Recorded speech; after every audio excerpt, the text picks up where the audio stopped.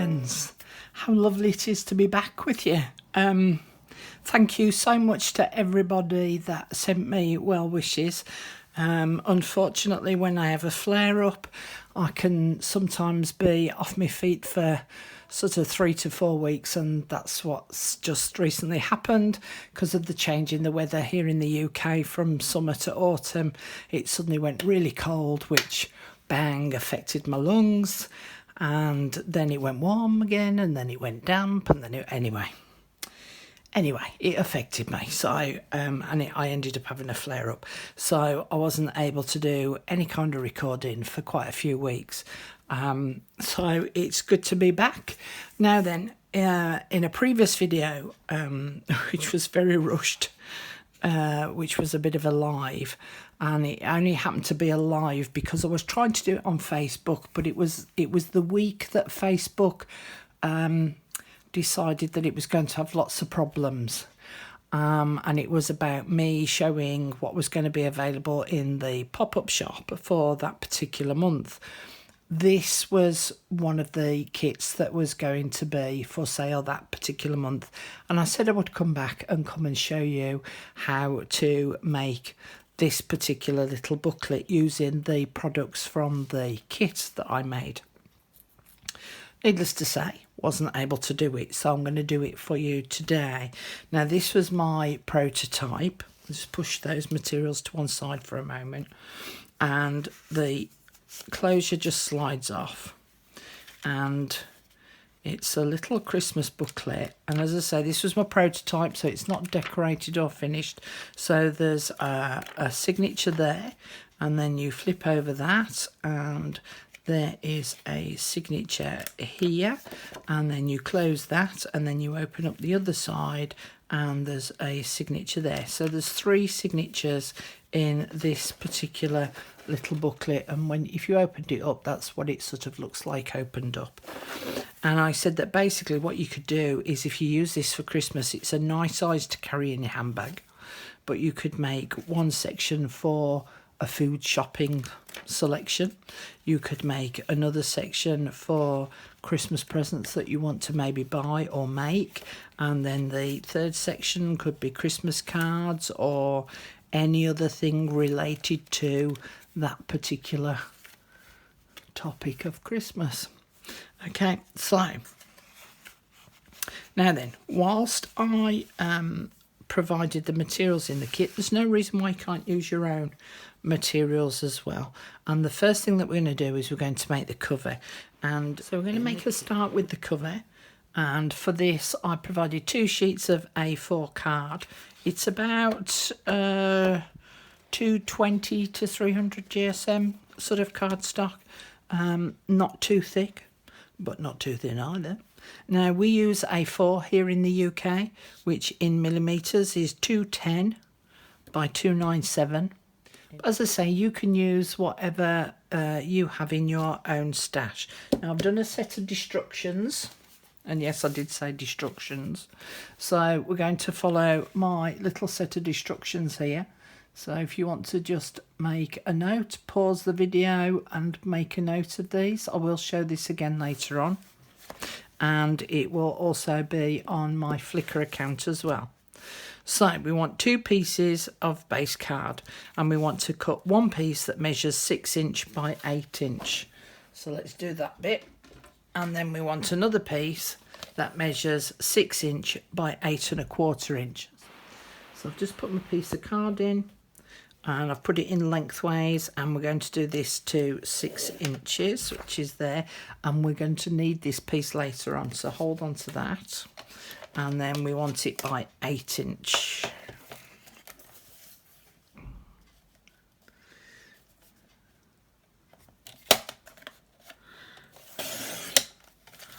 So that's one of the pieces, and again we can use this little piece later on.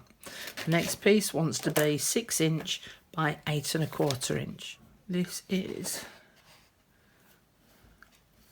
I could do the 8 1/4 inch that way. Quick thinking there, Batman. Because that's what it measures. And then turn that round and do 6 inch that way. So one sheet I'm cutting portrait and one sheet I'm cutting landscape. Okay, so we've now got our 2 pieces and we've got these 3 pieces left over. The next thing that we're going to do is we're going to score these pieces. So, as you can see, look, one's slightly longer than the other. So the 6" by 8", which is the smaller piece, we're going to score at 4 inches. But we're not going to fold and burnish just yet. I'm just going to fold it over and score on the opposite side as well. Okay, so that's the first piece, that's the smallest piece. And then the larger piece, we're going to score at 4 inches and 8 inches. Then we're going to flip it over and score it again. 4 inch and 8 inch. So we're then going to taper the 2 corners, this one and this one, on this little 1/4 inch section here. So I'm just going to taper those off.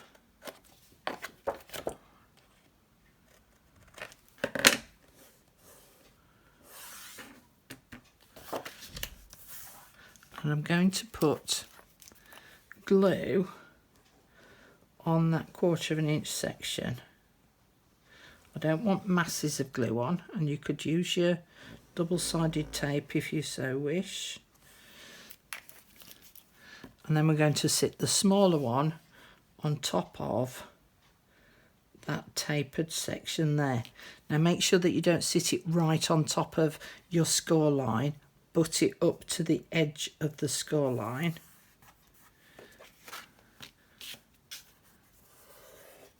And then make sure that you've got a lovely contact between the 2.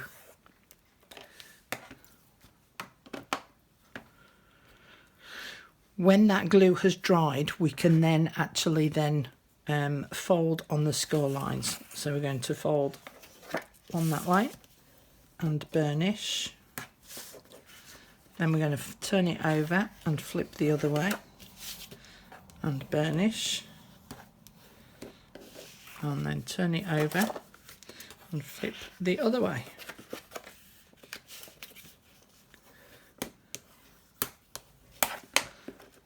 So that we have got 2 mounting folds and a valley fold, or the letter M. And the next part is going to take a little bit of thinking about on your part, okay?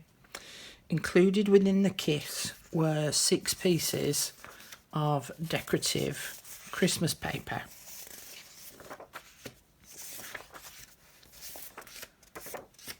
Now, in my example, I used 2 pieces for each signature because I'm going to need 3 signatures.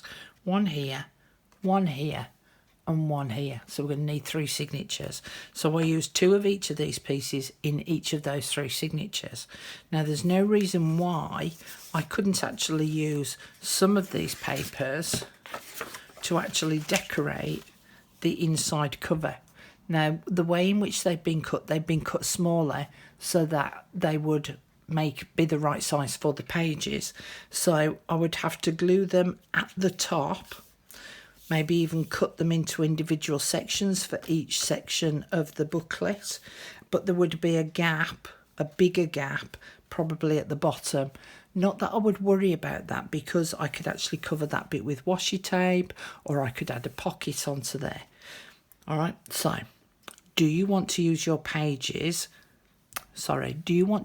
decorative pages that you were provided in the kit as pages within a signature, or do you want to use them to decorate the background of each of these pieces? Okay.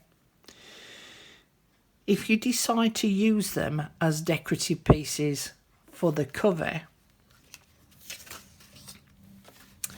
we can then look at the fabric that was provided in the kit. Now everyone got different colours and these were from old sample books that I'd got, so they'd still got this label on the back.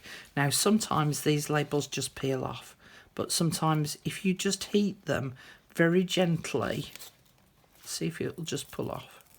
If you heat them very gently with the heat tool, it just softens the glue a little and makes it easier for the glue to come off, so that you can then use the whole piece of paper. But the reason why I included this fabric was so that it could be put on the fold there where the signature is going to be stitched in, to give it some strength. Now if I decide that I want to use this as background paper to decorate the actual cover itself, do I want this fabric underneath the pieces of paper, or do I want them sat on top? Okay, so I've made the decision that I'm going to cut my pieces of paper down, and I'm going to decorate each section with a different piece of paper.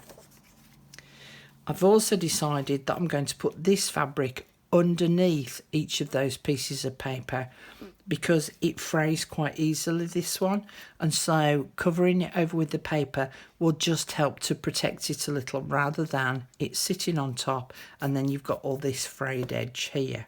Right, so okay, so those are the sort of things that you need to think about. The fabric, if we're going to use it to help to support the area where the signature is going to sit, I want it on each of the valley folds. So I want one piece here, one piece here, and a piece here. So I want 3 pieces, because that's where my signatures are going to be attached. So I want to cut them about 1 inch wide. So I'm just going to trim off this bit, because that's where the holes were, where it was stapled into the original book. So I should really be using my fabric scissors and not my paper scissors, because my paper scissors are blunt, but they're not doing a bad job, are they? Okay. And then, as I say, I want this about 1 inch-ish wide. Maybe 1.5 inches. Yeah, let's do to about there. I'm a very there-ish kind of person, rather than an actual measurement kind of person. And I want 3 of these. So there's one. Unfortunately for me, with this fabric, it's got a lovely grain that I can follow. So I can see that I'm cutting it relatively straight and not all cockeyed. Okie. Get my fabric tack out. Oh, hang on, let's give her a bit of a shake first, because this can get a little bit gloopy sometimes, and if you find that it does get gloopy, add a little bit of nail varnish to it, nail varnish remover to it, and give it a really good shake until it all blends together. And you'll suddenly hear it from the sound. It'll suddenly go like blop, and you're like, ah, okay, that's mixed together. And then you can always add a little bit more, so add a little at a time. Okay, now I'm going to leave that serrated edge there. Let's make sure I've got it roughly in the middle for diddle.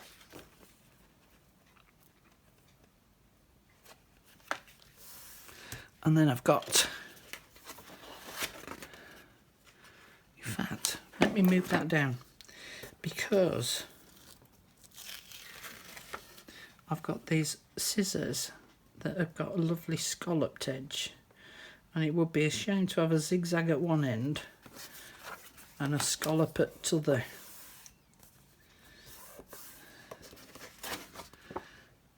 So let's do a little scalloped edge across there. Ooh, look, pretty. And then a little scalloped edge across the bottom of that one.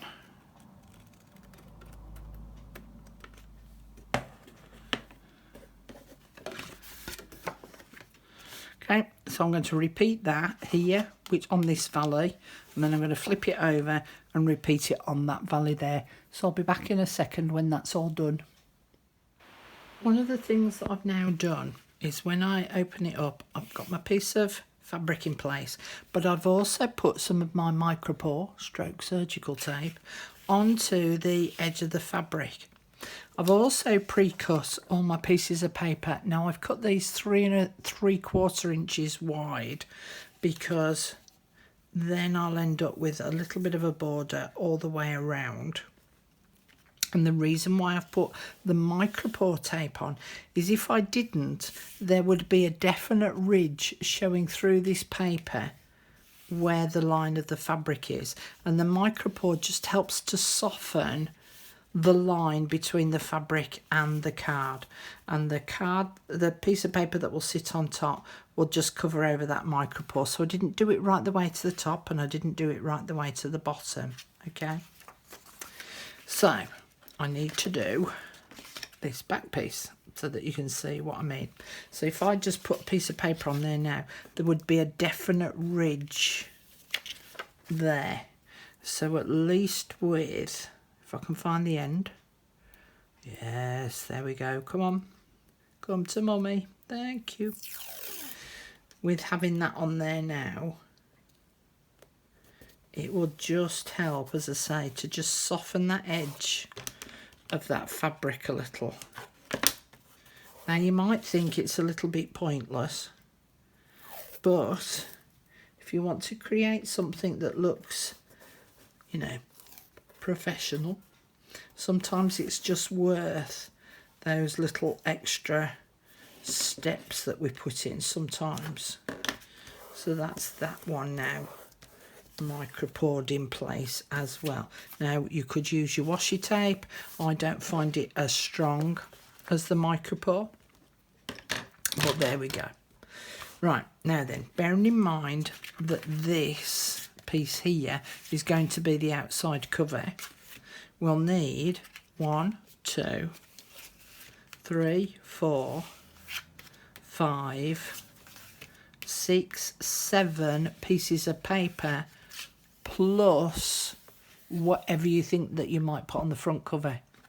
Now it doesn't have to be one of these decorative pieces of paper. It could be like I did on the original, which is a piece of music paper and then one of the decorative images there. Could be something completely different from your own stash. I'm going to just do everything apart from the front cover. I'm going to have a little think about what I'm going to do with the front cover, but I've actually got 8 pieces of paper cut out here. So the height I couldn't do anything about because they were the height that they came, but as I say, the width I've made to 3 3/4 inches, and I've already inked around all the edge here and around all the edges of my cover pieces. So let's get some glue on the back of this. So I'm going to put glue around all 4 sides to make sure that I've got a nice contact.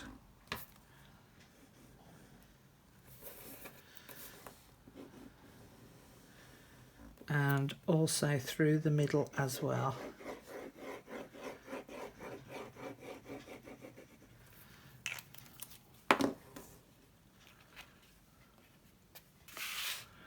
I'm going to open it up and lay it out flat because that's going to be easier.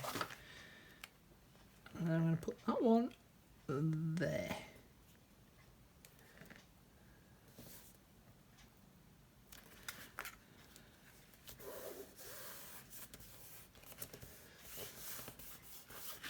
Now, if you wanted to, what you could do is you could glue around 3 sides and actually make it as a little secret pocket at the top there. And I can see that I just need to remove a little bit of that micropore. It's just showing. So I'm just going to pull that back a little, just trim a little bit of that off.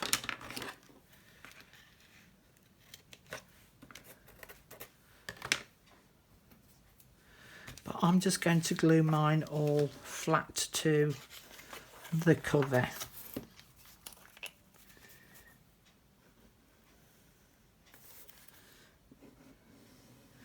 So again, glue around all 4 sides.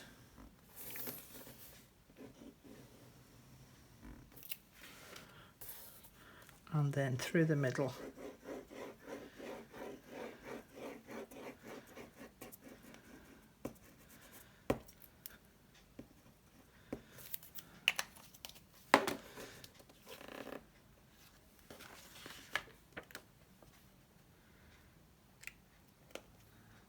And make sure that it lines up with the top and bottom edge of that previous piece.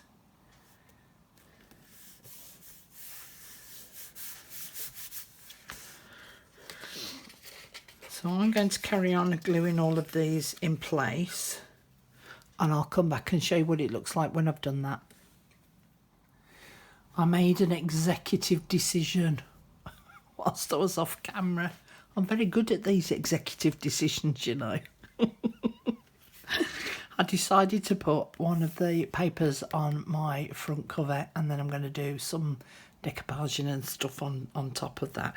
But this is what it now looks like as we go through. And then that will be the back. So the back matches the same as the front.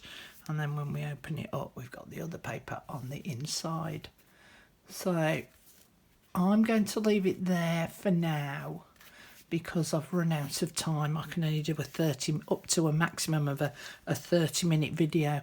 But if you watch out, there's going to be another video any minute now up on my YouTube channel for you to watch, which is the second part where I'll talk about the signatures and the remaining products that were provided in the kit and the closure.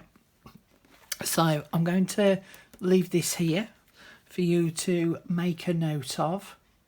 So as you can see from the bottom bit here, add thin strips of fabric to each of the valley folds, ×3.